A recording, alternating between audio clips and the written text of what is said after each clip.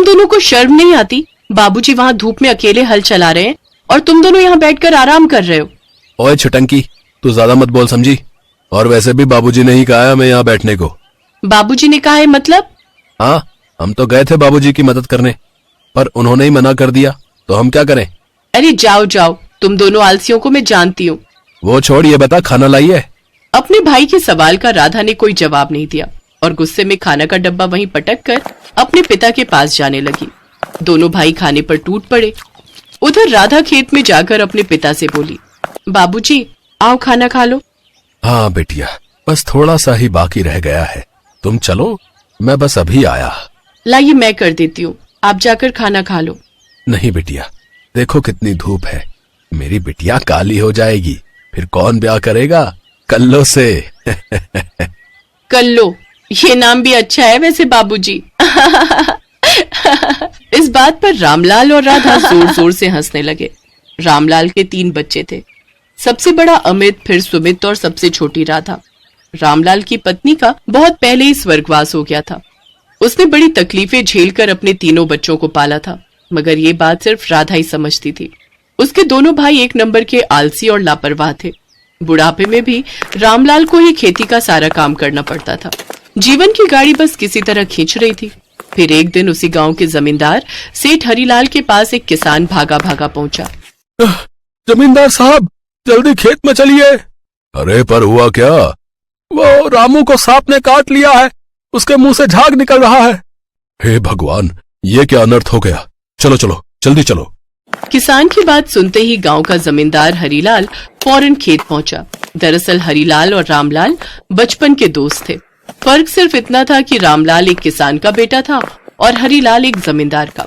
हरिलाल ने कई बार रामलाल की पैसों से मदद करने की कोशिश की, लेकिन खुददार रामलाल ने हरिलाल से सिर्फ उसकी दोस्ती चाही।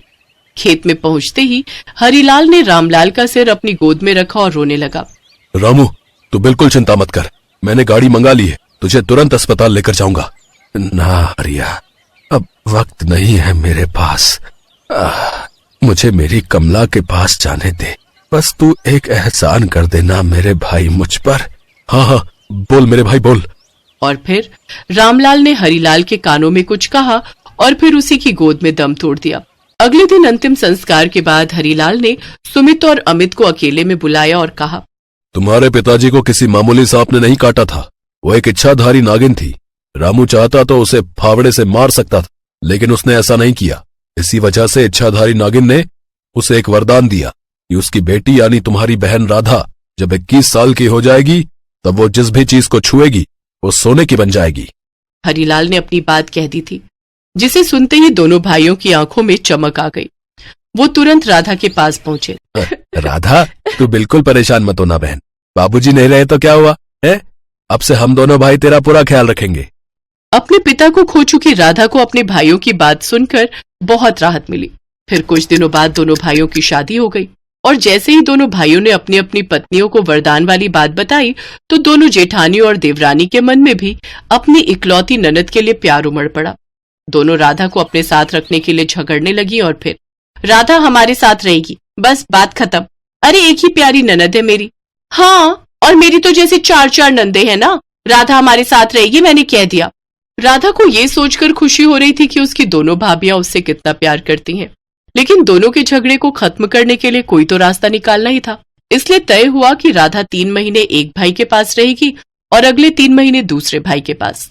इस दौरान दोनों ही भाभियां राधा का बड़ा ख्याल रखती और फिर वो दिन भी आ गया जब राधा 21 साल की होने वाली थी। रात 12 बजते ही सबने मिलकर राधा के 21वें जन्मदिन का केक काटा और फिर, चलो राधा, ये 3-3 महीने का चक्कर छोड़ो, अब से तुम हमारे साथ ही रहोगी हमेशा के लिए। अरे ऐसे कैसे है? राधा का ख्याल तो हमने भी रखा है, राधा हमारे पास रहेगी। आपको क्या लगता है, सारा सोना खुद रख लोगे और मैं बस देखता रहूंगा? सोने की बात सुनकर राधा हैरान थी और वहीं उसके दोनों भाई और भाभियां फिर से लड़ने लगे। यहाँ तक कि दोनों ने एक दूसरे का गला पकड़ लिया और तभी राधा अपनी दोनों भाभियों को रोकने के लिए आगे बढ़ी और फिर, अरे क्या कर रही हो, हमें मत छुओ, कहीं हम सोने के बन गए तो। 1 मिनट, लेकिन तुम दोनों तो अभी पहले जैसी ही हो। राधा, जरा एक गिलास तो पकड़। राधा ने अमित के हाथ से वो गिलास ले लिया, लेकिन वाकई में उस गिलास को भी कुछ भी नहीं हुआ। अमित, सुमित और उनकी पत्नियों को समझते देर नहीं लगी कि उनके साथ बहुत बड़ा मजाक हो गया है। चारों ने अपना माथा पीट लिया और फिर, क्या हुआ भैया, मुझे भी तो कुछ बताओ, आखिर हो क्या रहा है? ऐसा है, मैं अपने घर जा रहा हूं, अब तू ही रखे से अपने पास। अच्छा, मैं क्यों रखूं? अब सच्चाई का पता चल गया तो मेरे सिर पर मर रहे हो उसे, हैं? तो फिर ठीक है, राधा तो निकल यहां से। मतलब मैं कहाँ जाऊंगी भैया?